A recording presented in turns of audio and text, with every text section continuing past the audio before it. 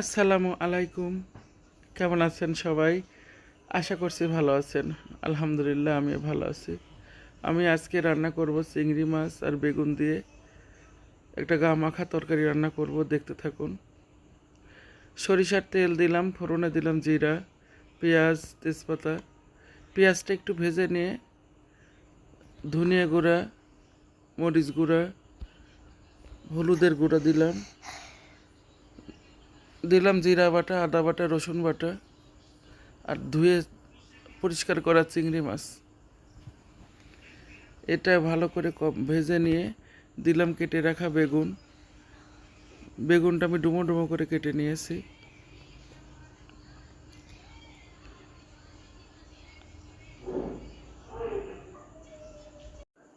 আমি 5 মিনিটের জন্য ঢাকনা দিয়ে ঢেকে দিলাম। 5 মিনিট হয়ে গেছে। এখন কিছু ডুমো পেঁয়াজ, কিছু কাঁচামরিচ দিয়ে দিলাম। এভাবে পেঁয়াজটা দিলে খেতে খুবই ভালো হয়, আর এই সবজিটা অসাধারণ লাগে খেতে। আবারও ঢেকে দেব বেগুনটা নরম হওয়া পর্যন্ত।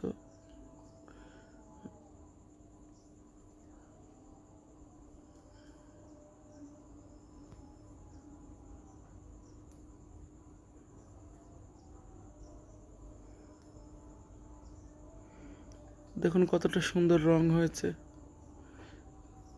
তরকারিতে তেলও ছেড়ে দিয়েছে। এরকম তরকারি হলে এক তরকারিতেই পেট ভরে ভাত খাওয়া যায়। রুটি দিয়েও মজা লাগে, পরোটা দিয়েও ভালো লাগে। আমি পরিমাণ মতো পানি দিয়ে দিলাম। যে যতটা ঝোল খাবেন ততটাই পরিমাণই পানি দেবেন। চিংড়ি মাছ, বেগুন সিদ্ধ হয়ে গেছে, এই জন্য অল্প পরিমাণ পানি দিলাম। আমি একটু মাখা মাখা করে রান্না করব। রান্নাটা হয়েই আসছে।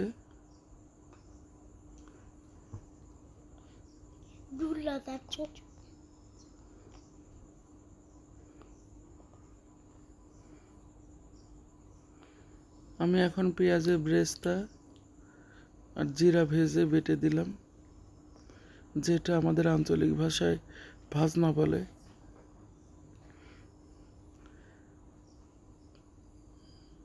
রান্না শেষ।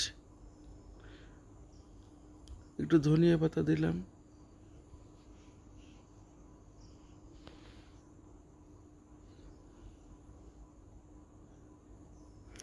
এই তরকারিতে ধনিয়া পাতাটা খুব ভালো লাগে।